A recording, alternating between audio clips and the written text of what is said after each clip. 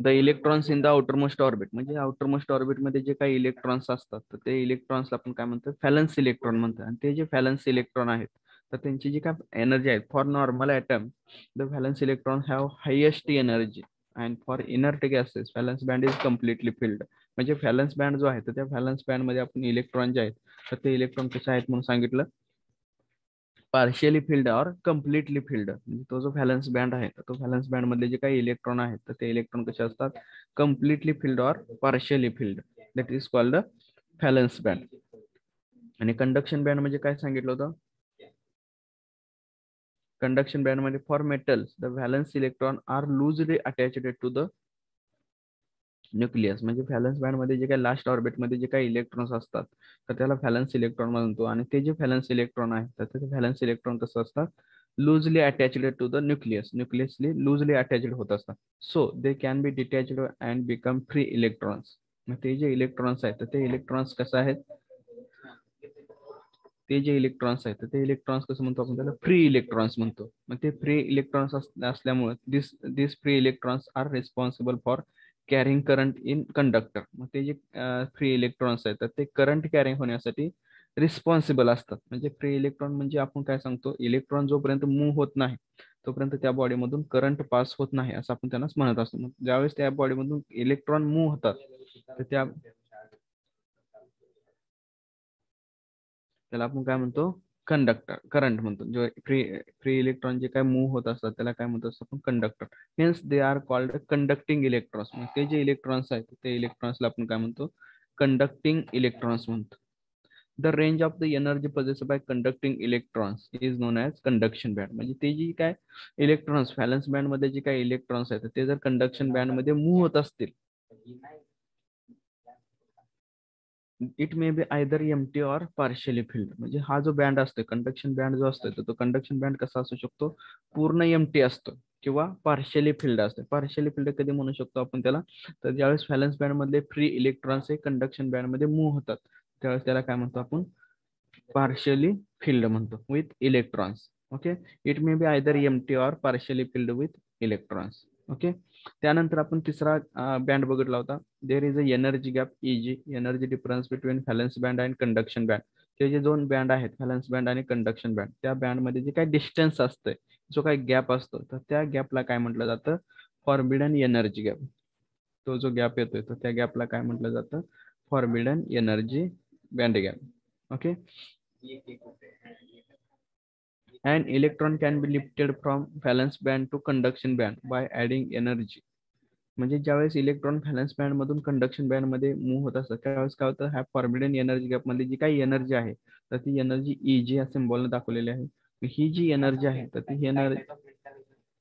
ही जी energy आहे तर ही energy काय होते, ऍड होते. आणि ही ऍड एनर्जी झाल्यामुळे म्हणजे काय सांगितलं, if we add energy less than Eg material will not be accepted. म्हणजे हे जी काही एनर्जी असते तर ती एनर्जी काय असते, less than of the E g. E g म्हणजे काय तर बँड गॅप जी काही एनर्जी आहे त्याच्यापेक्षा कमी असते. म्हणून काय होतं, त्याच्यामध्ये जे काही इलेक्ट्रॉन्स आहेत ते will not be accept because no permissible energy level exist between valence band to and conduction band.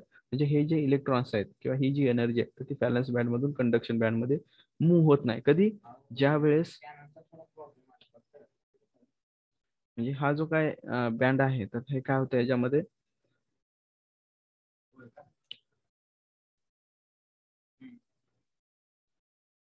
Valence band आणि कंडक्शन बँड जे आहे मग त्यामध्ये जे इलेक्ट्रॉन मूव्ह होत नाहीत valence band to conduction band, कुठं मूव्ह होतात, व्हॅलन्स बँड मधून एनर्जी गॅप मध्ये इलेक्ट्रॉन मूव्ह होतात. त्यामुळे therefore the gap between valence band and conduction band, मग तो जो गॅप आहे तर त्या गॅपला काय म्हटलं जातं, फॉरबिडन गॅप म्हटलं जातं.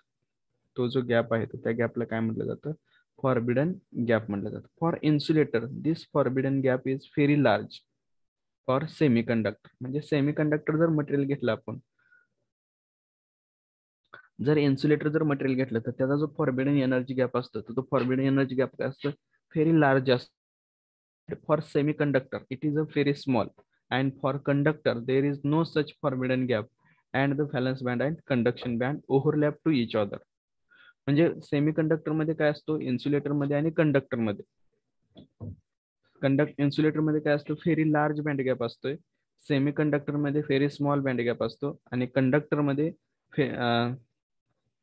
कंडक्टर मध्ये ओव्हरलॅप टू इच अदर, म्हणजे ते जे दोन बँड असतात तर ते दोन बँड काय होतात, एकमेकावरती ओव्हरलॅप होतात. ओके, म्हणजे व्हॅलन्स बँड मधून कंडक्शन बँड मध्ये,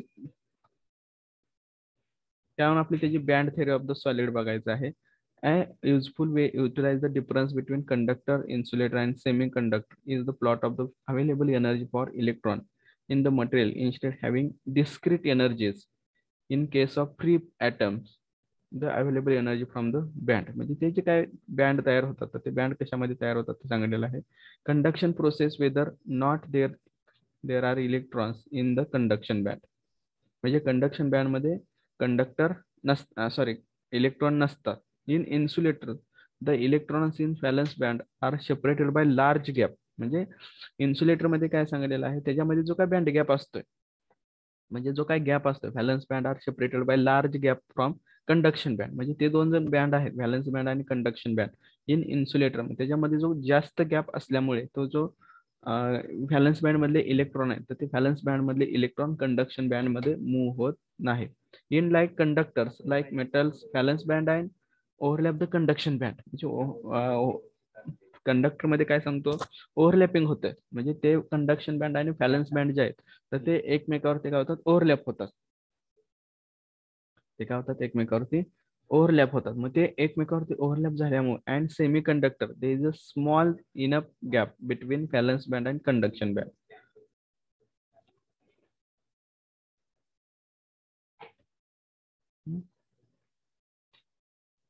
gap from this conduction band. Valence आणि सेमी कंडक्टरच्या बाबतीत काय होतं, semi conductor there is a small enough gap between valence and conduction band that thermal or other excitation can bridge the gap, म्हणजे त्या semi conductor मध्ये काय सांगलेलं आहे तो जो गॅप आहे तर तो गॅप काय असतो कमी असतोय as compare to the insulator as compare to the conductor. तर त्याच्यामध्ये एक पर्टिक्युलर कंडिशन सांगली conduction band that thermal or other excitation can bridge the gap. मग तो जो बँड आहे तर त्या ठिकाणी काय टेम्परेचर अप्लाय केलं जातं, म्हणजे त्या ठिकाणी म्हटलेलं आहे thermal conduction band that thermal, म्हणजे काय केलं जातं ऍट पर्टिक्युलर कंडिशन त्यासाठी काय केलं जातं टेम्परेचर अप्लाय केलं जातं. Other excitation can bridge the gap. With such small gap, the presence of small percentage of doping material can increase the conductivity dramatically. म्हणजे त्याच्यामध्ये काय केलं जातं तर त्याचं जे काय सेमीकंडक्टर मटेरियल आहे तर त्या सेमीकंडक्टर मटेरियलची जी काही कंडक्टिव्हिटी आहे तर ती जर आपल्याला वाढवायची असेल तर त्याच्यामध्ये काय केलं जातं डोपिंग केलं जातं. कोणाचं डोपिंग केलं जातं, the doping material can increase the conductivity dramatically, म्हणजे आपण काय करू शकतो त्यामध्ये डोपिंग करून त्यामध्ये जे काही मटेरियल आहे त्याची कंडक्टिव्हिटी आहे तर ती कंडक्टिव्हिटी इन्क्रीज करण्यासाठी आपण काय करू त्याच्यामध्ये स्मॉल पर्सेंटेज ऑफ डोपिंग, म्हणजे दुसऱ्या कंडक्टिंग मटेरियलचं त्याच्यामध्ये डोपिंग करत असतो, म्हणजे त्यामध्ये मिक्स करत असतो. ओके, इथे दिलेले आहेत बघा. इन इन्सुलेटर म्हणजे कंडक्शन बँड आणि valence band, large energy gap in insulator at ordinary temperature no electron reach the conduction band, म्हणजे काय होतं याच्यामध्ये जो काय बँड गॅप आहे तर तो बँड गॅप काय असतो जास्त असतो. बँड गॅप जास्त असल्यामुळे व्हॅलन्स बँड मधले इलेक्ट्रॉन कंडक्शन बँड मध्ये मूव्ह होत नाहीत फॉर इन इन्सुलेटर. इन्सुलेटर मध्ये काय त्याचा जो बँड गॅप आहे तर तो बँड गॅप काय असतो जास्त असतो, आणि बँड गॅप जास्त असल्यामुळे व्हॅलन्स बँड मधले इलेक्ट्रॉन कंडक्शन बँड मध्ये मूव्ह होत नाही. In semi conductor or conductor, तर इथं कंडक्टर मध्ये दिलेले आहेत व्हॅलन्स बँड आणि कंडक्शन बँड जे आहेत ते कसे एकमेकावरती ओव्हरलॅप होतात, आणि व्हॅलन्स बँड मधले इलेक्ट्रॉन जे आहेत जे आउटरमोस्ट सेल आहेत तर ते easily loosely attached to the valence band, आणि ते काय होतात कंडक्शन बँड मध्ये इझिली मूव्ह होतात. म्हणून त्याला काय म्हटलं जातं कंडक्टर. परंतु सेमी कंडक्टर मध्ये त्या बाबतीत काय होतं व्हॅलन्स बँड आणि कंडक्शन बँड ह्याच्यामध्ये काय very small amount of gap आहे, म्हणजे ह्याच्यामध्ये जो काही एनर्जी गॅप असतो तर तो एनर्जी गॅप काय असतो व्हेरी व्हेरी स्मॉल असतो. मग तो किती असतोय in semi conductor energy gap small the thermal energy can bridge the gap, म्हणजे ह्याच्यामध्ये काय केलं जातं at particular condition semi conductor मध्ये जोपर्यंत आपण त्या सेमी कंडक्टिंग मटेरियलला टेम्परेचर अप्लाय करत नाही तोपर्यंत ते जे सेमी कंडक्टिंग मटेरियल आहे तर ते काय कन्सिडर केलं जातं, इन्सुलेटर म्हणून ऍक्ट होत असतं. कधी, जोपर्यंत आपण त्याला टेम्परेचर अप्लाय करत नाही तोपर्यंत ते मटेरियल जे आहे ते मटेरियल काय होतं, इन्सुलेटर म्हणून ऍक्ट होतं. ऍट पर्टिक्युलर कंडिशन, म्हणजे त्याच्या पर्टिक्युलर कंडिशनला जर आपण टेम्परेचर अप्लाय केलं तर त्यावेळेस काय होतात, व्हॅलन्स बँड मधले जे काही इलेक्ट्रॉन्स आहेत ते व्हॅलन्स बँड मधले इलेक्ट्रॉन कंडक्शन बँड मध्ये मूव्ह होत असतात. कधी, ऍट पर्टिक्युलर कंडिशन, आणि ती कंडिशन काय आहे, टेम्परेचरची. जोपर्यंत सेमी कंडक्टिंग मटेरियल आपण टेम्परेचर अप्लाय करत नाही तोपर्यंत ते जो व्हॅलन्स बँड मधले इलेक्ट्रॉन कंडक्शन बँड मध्ये मूव्ह होत नाही. In conductor there is no gap in valence band and conduction band, they almost overlap to each other. तर कंडक्टरच्या बाबतीत सांगलेलं आहे की त्याच्यामध्ये कोणत्या प्रकारचा गॅप नसतोय. कशामध्ये, व्हॅलन्स बँड आणि कंडक्शन बँड जे आहेत त्या व्हॅलन्स बँड आणि कंडक्शन बँड मध्ये कोणत्या प्रकारचा गॅप नसतोय, आणि त्याच्यामध्ये गॅप नसल्यामुळे they almost overlap to each other, म्हणजे ते काय होत असतात, ओव्हरलॅपिंग होत असते. कशावरती, व्हॅलन्स बँड आणि कंडक्शन बँड एकमेकावरती ओव्हरलॅप होतं. तर इथे सुद्धा तिची डायग्राम परत दिलेली आहे. An important parameter band theory of the Fermi level.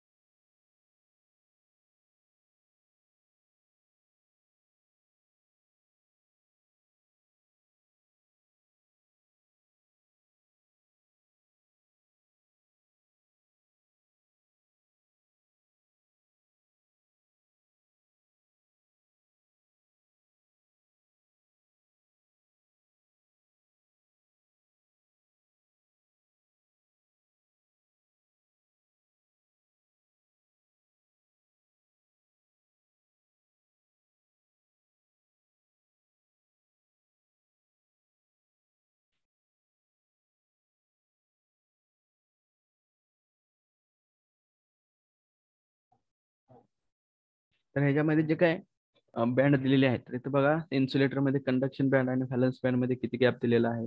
त्यानंतर कंडक्शन बँड आणि व्हॅलन्स बँड मध्ये फर्मी लेवल असते. कंडक्शन बँड आणि व्हॅलन्स बँड मध्ये काय असते, एक फर्मी लेवल असते. ती फर्मी लेवल म्हणजे काय बघा, ह्या ठिकाणी डेफिनेशन दिलेलं आहे त्याची.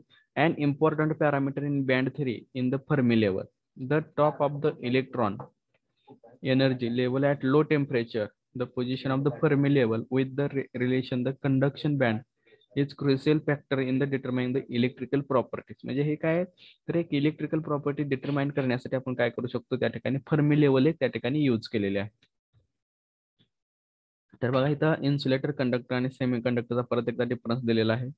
Materials are made of the atoms. These atoms contribute to the electrical properties of the material, including its ability to conduct electric current. म्हणजे जे काय मटेरियल आहे तर ते ऍटम पासून बनलेलं आहे म्हणून सांगितलं. त्याचे इम्पॉर्टंट कॉन्ट्रीब्यूट जे आहे तर ती जी इलेक्ट्रिकल प्रॉपर्टी आहे तर ती इलेक्ट्रिकल प्रॉपर्टी आपण याच्यामधून बघणार आहोत. For purpose discussing electric properties and atom can be represented by valence cell and core consist of the inner cell and the nucleus. Okay, the concept understanding the carbon is used to the some types of electrical resistor. Notice that carbon atom has 4 electrons in the valence shell and 2 electrons in inner shell. The nucleus consists of 6 proton and 6 neutron. Number of the 6 indicates the positive charge of the 6 proton. The core has net charge 4, 6 for the nucleus and 2 inner shell electrons. म्हणजे काय सांगलेलं आहे, जो काही carbon आहे तर त्या कार्बनचा atomic number किती असतो, 6 असतं. त्याचं इलेक्ट्रॉनिक कॉन्फिगरेशन जर घेतलं तर त्याचं इलेक्ट्रॉनिक कॉन्फिगरेशन काय असते, 2, 4. मग त्याची फर्स्ट सेल जी असते तर ती फर्स्ट सेल मध्ये काय आहे, 2 इलेक्ट्रॉन, आणि जे काय लास्ट सेल असते तर त्याच्यामध्ये 4 इलेक्ट्रॉन असतात. मग त्याचा ऑक्टेट कंप्लीट होण्यासाठी त्याला किती इलेक्ट्रॉनची गरज असते, तर अजून 4 इलेक्ट्रॉनची गरज असते. म्हणजे आपण त्याचे व्हॅलन्स जे आहे तर ते व्हॅलन्स काय म्हणू शकतो, त्या ठिकाणी 4 व्हॅलन्स म्हणू शकतो. 4 व्हॅलन्सी आहे त्याची. म्हणजे इथं काय सांगलेलं आहे, त्याचे 6 प्रोटॉन आहेत आणि 6 न्यूट्रॉन आहेत. त्याच्यावर आपण त्याचं काय सांगू शकतो, ऍटॉमिक मास नंबर जो आहे तर तो ऍटॉमिक मास नंबर किती आहे, 12 आहे असं आपण त्याच्यावर सांगू शकतो. The core has net charge of 4.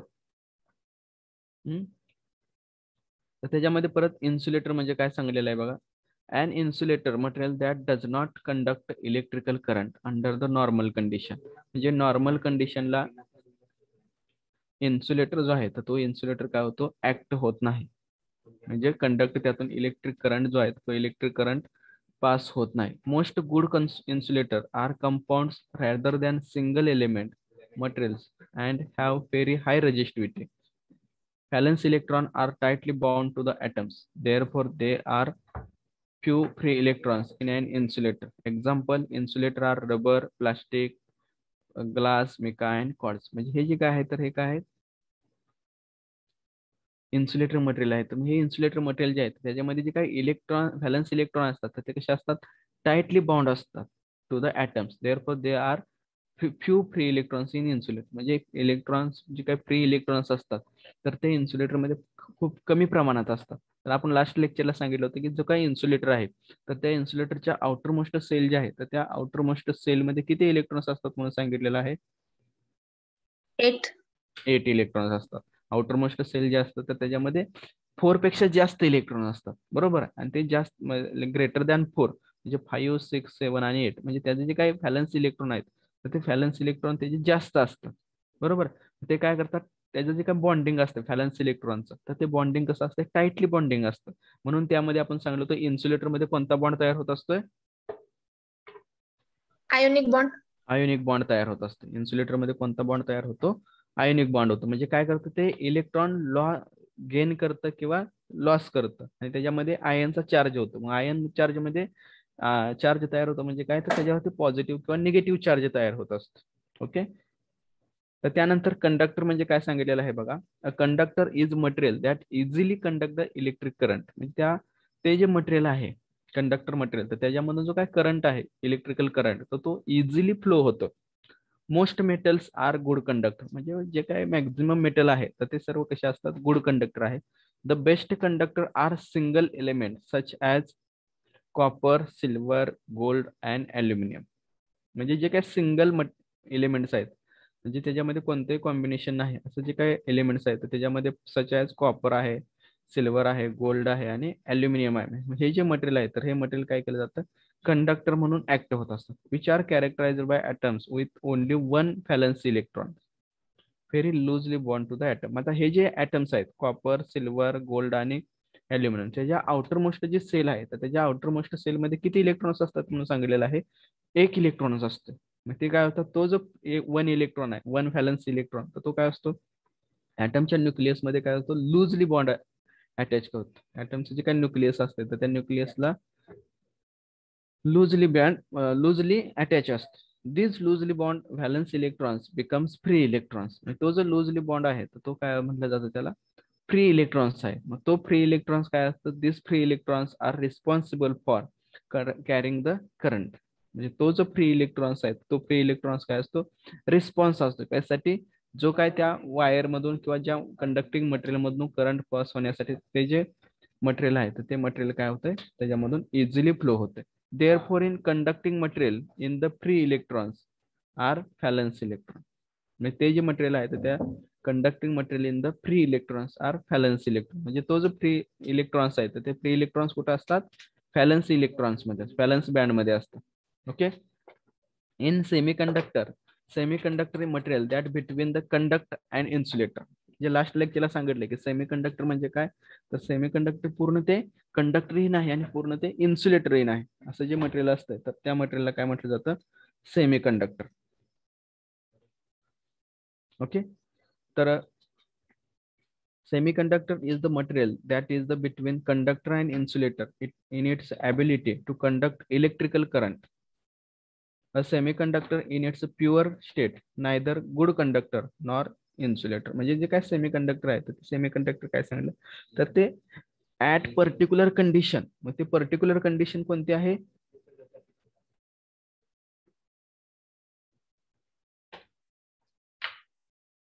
Particular condition कोणती आहे त्याची,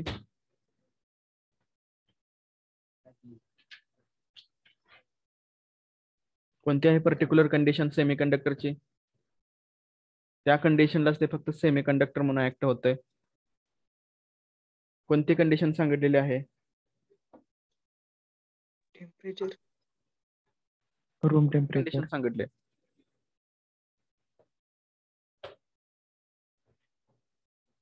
एक कंडिशन सांगितली होती आपण त्याच्यामध्ये. टेम्परेचर कोएफिशियंट कसला असतोय? Negative, positive?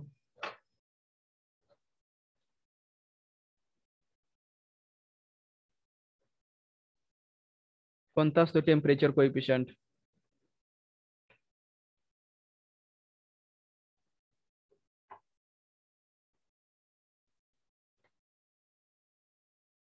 पॉझिटिव्ह. पॉझिटिव्ह असते सेमीकंडक्टर मध्ये. डिफरन्स विसरला वाटतं. तर काय सांगत होतं, सेमीकंडक्टर मध्ये जे काय सेमीकंडक्टर आहे तर ते प्युअर फॉर्म मध्ये जर असेल तर नाही तर गुड कंडक्टर नॉर इन्सुलेटर, म्हणजे ते पूर्ण कंडक्टरही नाही आणि पूर्ण इन्सुलेटरही नाही असं सांगितलेलं आहे. Single element semiconductor are antimony, arsenic, Einstein, boron, polonium, tellurium, silicon and germanium.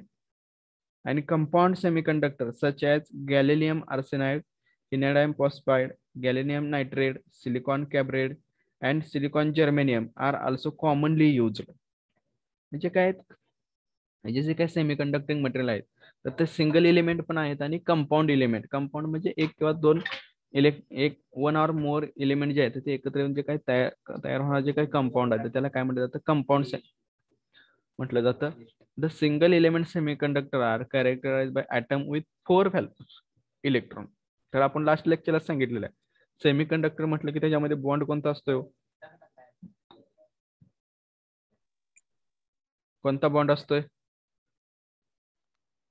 Ionic. Semiconductor मध्ये?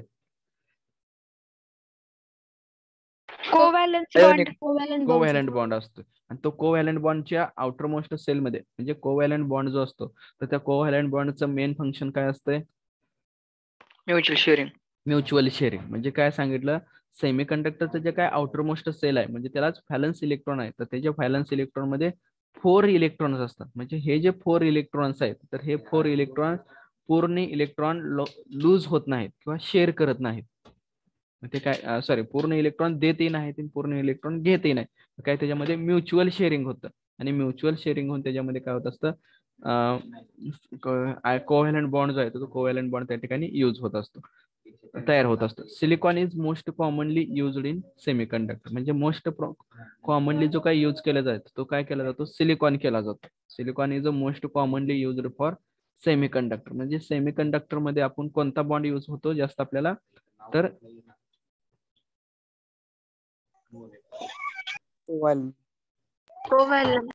Covalent bond. Okay.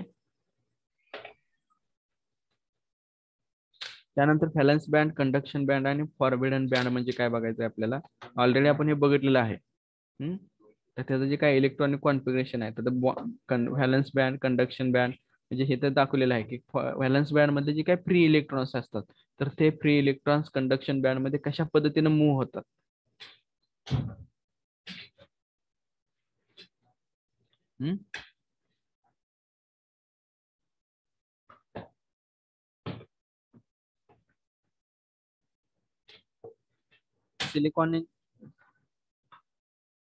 Silicon is a semiconductor and copper is a conductor. Silicon have 4 valence electron and copper has one means silicon atom that more energy to become free electrons. म्हणजे काय सांगितलेलं आहे? Silicon आणि copper असे दोन example घेतलेले आहेत. तर सिलिकॉनच्या आउटर मोस्ट ऑर्बिट मध्ये 4 इलेक्ट्रॉन आहेत आणि कॉपरच्या आउटर मोस्ट सेल मध्ये 1 इलेक्ट्रॉन आहे. म्हणजे आपण काय सांगू शकतो, सिलिकॉनची जी काय व्हॅलन्स इलेक्ट्रॉनची क्षमता आहे तर ती काय जास्त आहे. म्हणजे त्याची एनर्जी काय असणार आहे? मोर एनर्जी असणार आहे as compare to the copper. मग कॉपरच्या आउटर मोस्ट सेल मध्ये किती इलेक्ट्रॉन्स आहेत? एकच इलेक्ट्रॉन, 1 इलेक्ट्रॉन आहे. म्हणजे त्याची जी काही एनर्जी असणार आहे तर ती एनर्जी काय असणार आहे? कमी असणार आहे as compare to the silicon. Since copper atom has more energy than silicon because it is far from nucleus than silicon. Easy to become free for copper atom by acquiring the additional energy even at room temperature then become free. म्हणजे ह्याला जर आपण room टेम्परेचरलाच हा electron काय होतोय? Free electron म्हणून act होतोय. कॉपरच्या outer most orbit मध्ये जो काही इलेक्ट्रॉन आहे तर तो काय होतोय? ऍट अ रूम टेम्परेचरलाच तो काय होतोय? फ्री इलेक्ट्रॉन म्हणून ऍक्ट होतोय. परंतु सिलिकॉनचे जे काय 4 इलेक्ट्रॉन आहेत आउटर मोस्ट सेल मधले 4 इलेक्ट्रॉन आहेत, तर ते 4 इलेक्ट्रॉन जोपर्यंत आपण त्याला टेम्परेचर अप्लाय करत नाही तोपर्यंत हे व्हॅलन्स इलेक्ट्रॉन शेअरिंग करून त्याच्यामध्ये बॉन्ड जो आहे तो बॉन्ड तयार होत नाही. म्हणजे कधी ज्यावेळेस आपण सिलिकॉनला टेम्परेचर अप्लाय करू विथ पर्टिक्युलर कंडिशन तोपर्यंत हे जे व्हॅलन्स इलेक्ट्रॉन आहेत तर हे व्हॅलन्स इलेक्ट्रॉन शेअरिंग करत नाही.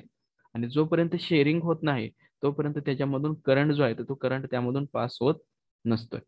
ओके, ही त्याची काय मेन कंडिशन आहे कशाची, तर हे जे करंटची. करंट म्हणजे आपण सुरुवातीला सांगितले करंट म्हणजे काय, टू फ्लो द इलेक्ट्रॉन. जो काय इलेक्ट्रॉन आहे तर तो इलेक्ट्रॉन मूव्ह होतो त्यालाच काय म्हटलं जातं, करंट म्हटलं जातं. मग जोपर्यंत करंट मूव्ह होत नाही तोपर्यंत ती जी बॉडी आहे तर त्या बॉडीला आपण कंडक्टर म्हणू शकत नाही. ओके, मग इथं काय दिलेलं आहे, कॉपरचा जो हा फ्री इलेक्ट्रॉन आहे तर तो सेंटरचा जो काही न्यूक्लियस आहे त्या न्यूक्लियसला लूजली अटॅच होत असतो. का, तर त्याचे जे काय त्याच्यामधलं जे काय डिस्टन्स आहे, कोणाचं डिस्टन्स, सेंटरचा न्यूक्लियस आणि आउटर मोस्ट सेल मधलं जे काय ऑर्बिट आहे तर त्याचे जे काय डिस्टन्स आहे ते डिस्टन्स जास्त असल्यामुळं त्याच्यामध्ये जो काय फोर्स ऑफ अट्रॅक्शन जो आहे तर तो फोर्स ऑफ अट्रॅक्शन काय होतो, लूजली अटॅच्ड होतो. त्यामुळे हा फ्री इलेक्ट्रॉन्स म्हणून क्रिएट होत असतो आणि तो इझिली मूव्ह होतो कुठं, व्हॅलन्स बँड मधून कंडक्शन बँड मध्ये. ओके, तर त्या पद्धतीने आता कोव्हॅलंट बॉन्ड जो आहे तर तो कोव्हॅलंट बॉन्ड कसा तयार होत असतो बघ. A silicon item with its 4 valence electron share an electron with each of its 4 neighbor. म्हणजे तो काय करत असतो, तो जो व्हॅलन्स इलेक्ट्रॉन आहे आउटर मोस्ट ऑर्बिटच्या सिलिकॉनचे 4 इलेक्ट्रॉन्स असतात आणि ते जे 4 इलेक्ट्रॉन्स आहेत तर ते 4 इलेक्ट्रॉन्स कुणाला शेअर होतात, तर त्याच्या शेजारच्या 4 सिलिकॉनच्या इलेक्ट्रॉन. म्हणजे फॉर एक्झाम्पल जर दिलेलं आहे एक सिलिकॉन घेतलेला आहे आणि त्या सिलिकॉनचे जे काही 4 इलेक्ट्रॉन्स आहेत आउटर मोस्ट सेल मधले तर ते आउटर मोस्ट सेल मधले 4 इलेक्ट्रॉन कुणाला शेअरिंग होतात, तर त्याच्या भोवती त्याच्या नेबरच्या 4 सिलिकॉनच्या ॲटमला. म्हणजे 1 2 3 4 त्या प्रत्येकामधला फक्त एकच इलेक्ट्रॉन काय करतो ह्याच्यामध्ये शेअरिंग करतोय आणि इथं पेअर तयार झाली की कोव्हॅलंट बॉन्ड तयार होणार आहे.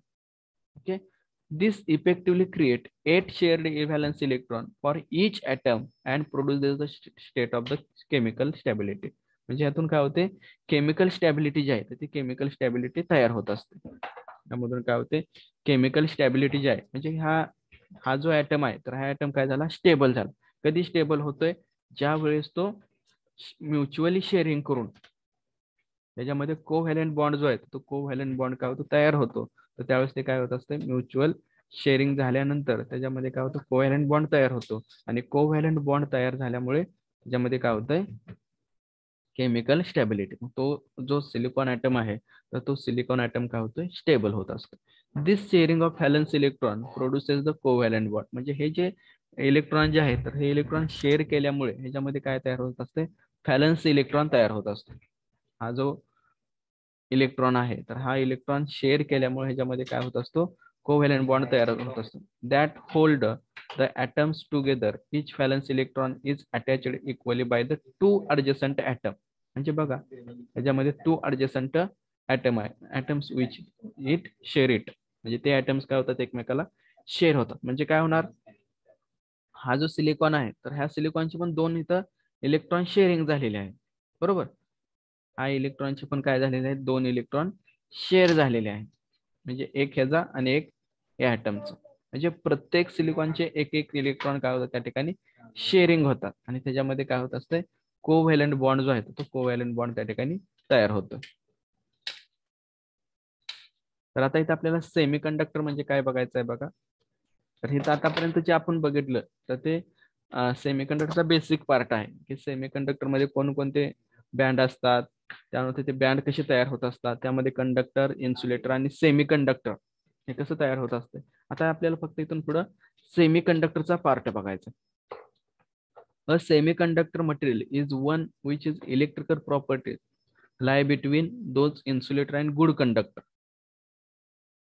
तर सेमीकंडक्टर म्हणजे आपण काय म्हणतोय, ते पूर्ण इन्सुलेटरी नाही, गुड कंडक्टरी नाही. Example are germanium and silicon in terms of energy band. Semiconductor can be defined as those material which have almost empty conduction band and almost filled valence band with narrow energy gap. म्हणजे काय असतं, semi conductor मध्ये काय जो काय band gap असतो त्या band गॅपमुळे ते जे काय फॅलन्स इलेक्ट्रॉन आहेत, फॅलन्स बँड आहे, तो फॅलन्स बँड काय असतो, त्याचा जो एनर्जी गॅप असतो तो नॅरो असतो. नॅरो म्हणजे कमी, in in the order of 1 electron hole separating by 2.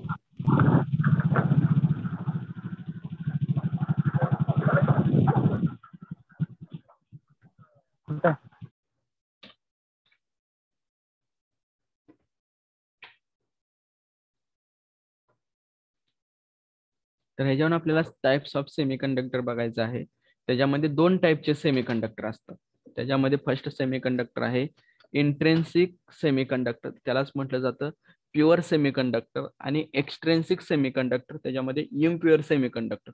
तर आपण लास्ट टाइम सांगितलं होतं की सेमीकंडक्टर मध्ये आपण डोपिंग करत असतो. डोपिंग कोणाचं करायचं, जे कंडक्टिंग मटेरियल आहेत, म्हणजे कॉपर, ॲल्युमिनियम, फॉस्फरस, हे जे काय मटेरियल आहे, तर ह्या मटेरियलचं आपण काय करणार आहे, डोपिंग करणार. डोपिंग कशासाठी करायचं, तर त्या सेमी कंडक्टिंग मटेरियल जे आहे, तर त्या सेमी कंडक्टिंग मटेरियलचं कंडक्टिव्हिटी इन्क्रीज करण्यासाठी, त्याची कंडक्टिव्हिटी जी आहे तर ती कंडक्टिव्हिटी इन्क्रीज करण्यासाठी काय केलं जातं, त्याच्यामध्ये आपण डोपिंग करतो. मग त्याच्यावर त्या सेमी कंडक्टरचे 2 टाईप पडतात. एक आहे प्युअर सेमीकंडक्टर, त्याला म्हटलं जातं इंट्रेन्सिक सेमीकंडक्टर, आणि दुसरा आहे एक्सट्रेन्सिक सेमीकंडक्टर, त्याला काय म्हटलं जातं, इम्प्युअर सेमीकंडक्टर. त्याच्यामुळे त्याचे 2 टाईप्स आहेत, एक प्युअर सेमीकंडक्टर आणि दुसरा एक्सट्रेन्सिक सेमीकंडक्टर.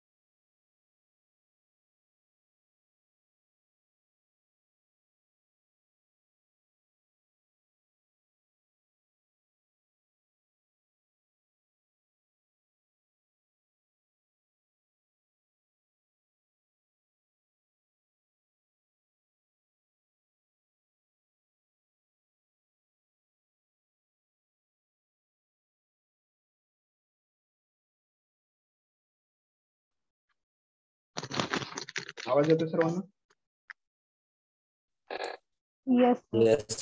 येस सर येतो आता. स्क्रीन दिसते का?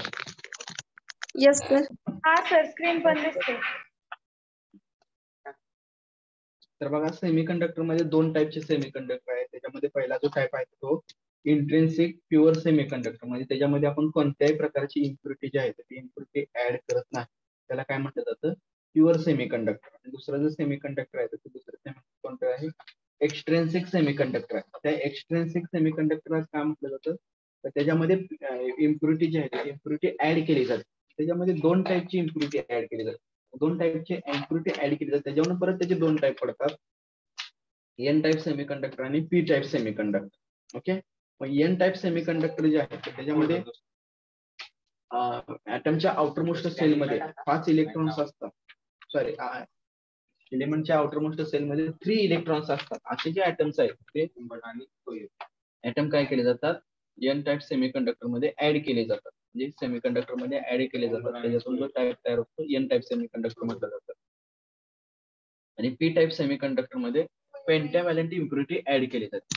पी टाईप सेमीकंडक्टर मध्ये काय केलं जातं? पेंटाव्हॅलंट इम्प्युरिटी काय केली जाते? ऍड केली जाते. त्याच्यावरून त्याला काय म्हटलं जातं? P type semiconductor. मग हा एन टाईप सेमीकंडक्टर आणि पी टाईप सेमीकंडक्टर हे कोणाचे टाईप आहेत? इम्प्युअर सेमीकंडक्टरचे दोन टाईप. त्याला काय म्हटलं जातं? एक्सट्रिन्सिक सेमीकंडक्टर. त्याला काय म्हटलं जातं? एक्सट्रिन्सिक सेमीकंडक्टर. आणि प्युअर सेमीकंडक्टर आहे त्याला काय म्हटलं जातं? इंट्रिन्सिक सेमीकंडक्टर म्हटलं जातं. ओके, म्हणजे हे दोन टाईप आहेत सेमीकंडक्टरचे, pure semiconductor and impure semiconductor. हे मेन दोन टाईप आहेत. त्याच्या पुढचा जो टाईप आहे आता त्याच्यामध्ये आपण इंट्रिन्सिक सेमीकंडक्टर म्हणजे काय बघणार आहोत. हा जो पार्ट आहे इंट्रिन्सिक सेमीकंडक्टर, तर तो आपण काय करूया नेक्स्ट लेक्चरला बघूया. म्हणजे इंट्रिन्सिक सेमीकंडक्टर कोणाला म्हणायचं. त्यानंतर बीस मध्ये एक्सट्रिन्सिक सेमीकंडक्टर, त्याचे दोन टाईप, एन टाईप सेमीकंडक्टर आणि पी टाईप सेमीकंडक्टर. ओके, हा जो पार्ट आहे तो आपण नेक्स्ट लेक्चरला कंटिन्यू करूया. ओके, बरं ह्याच्यामध्ये काय अडचण आहे का कोणाला? No sir. No sir. No sir. No no sir.